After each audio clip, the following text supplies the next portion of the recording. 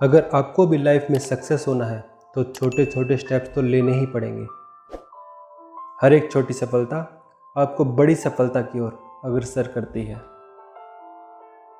जब एक छोटा बच्चा चलना सीखता है तब उसके मन में कोई हार जीत का डर नहीं होता, ना ही वो कुछ सोचता है। वो बस बार बार चलने का प्रयास करता है और धीरे धीरे चलना भी सीख जाता है। दोस्तों, ऐसे ही बहुत सारे मोटिवेशनल इंसिडेंट हम सब की लाइफ में आते ही रहते हैं जो कुछ ना कुछ सिखा कर जाते हैं।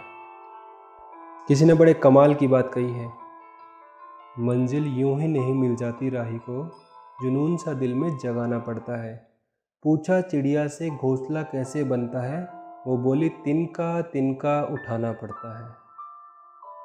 बहुत सारे लोगों के साथ ये प्रॉब्लम्स आती हैं कि वो डिसीज़न ले ही नहीं पाते कि उनको क्या करना है, कैसे करना है, कुछ समझ में ही नहीं आता। ये ऐसी चीज़ें होती हैं जैसे स्कूल में, ऑफिस में, घर में कुछ काम दिया जाता है लेकिन हमें समझ नहीं आता, लेकिन हम करते क्या, दूसरे को कॉपी करना शुरू कर देते हैं।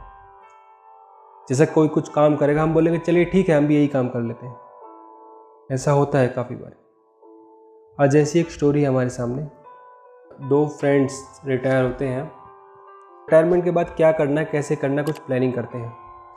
एक फ्रेंड बोलता है मैं 2 गाय खरीदूँगा या भैंस खरीदूँगा, तो गाय खरीदूँगा और दूध का काम शुरू करूँगा।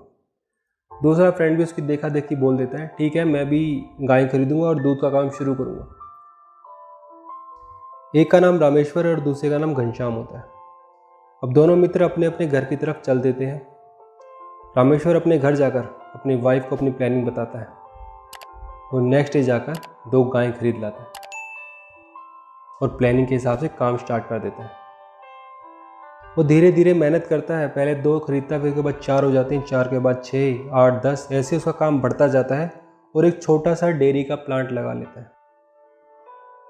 छोटी सी दूध की डेयरी बना लेता है। पहले उसका दूध आसपास के गांव में जाता था, अब धीरे धीरे शहर तक सप्लाई होना स्टार्ट हो गया। देन उसके बाद उसे काम को बढ़ाने के लिए मार्केटिंग भी स्टार्ट कर दी। तभी एक दिन उसका पुराना साथी घनश्याम उसे रास्ते में मिलता है। दोनों मिलकर काफ़ी खुश होते हैं। रामेश्वर ने पूछा क्या चल रहा है, कैसे काम चल रहा है तेरा? घनश्याम बोलता काम तो कुछ शुरू हुआ ही नहीं। जैसे मैंने अपनी वाइफ को गाय खरीदने की बात कही, तभी मेरी वाइफ ने बोला गाय मर गई तो, बीमार हो गई तो, दूध नहीं दिया तो, इतने सारे क्वेश्चन उसने मेरे सामने रख दिए। उसका इतना सुनते ही मेरा सारा का सारा कॉन्फिडेंस 0 हो गया। मैंने कोई काम स्टार्ट ही नहीं किया। और तुम बताओ? रामेश्वर बताता है मैंने 2 गाय खरीदी और धीरे धीरे काम इतना बड़ा हो गया, आज मेरे पास लगभग 100 गाय हैं और मैंने एक दूध का छोटा सा प्लांट लगा दिया है। दोस्तों, कहानी तो छोटी है पर सीखने के लिए काफ़ी कुछ है। जब भी हम कोई नया काम स्टार्ट करते हैं रिस्क तो होता है।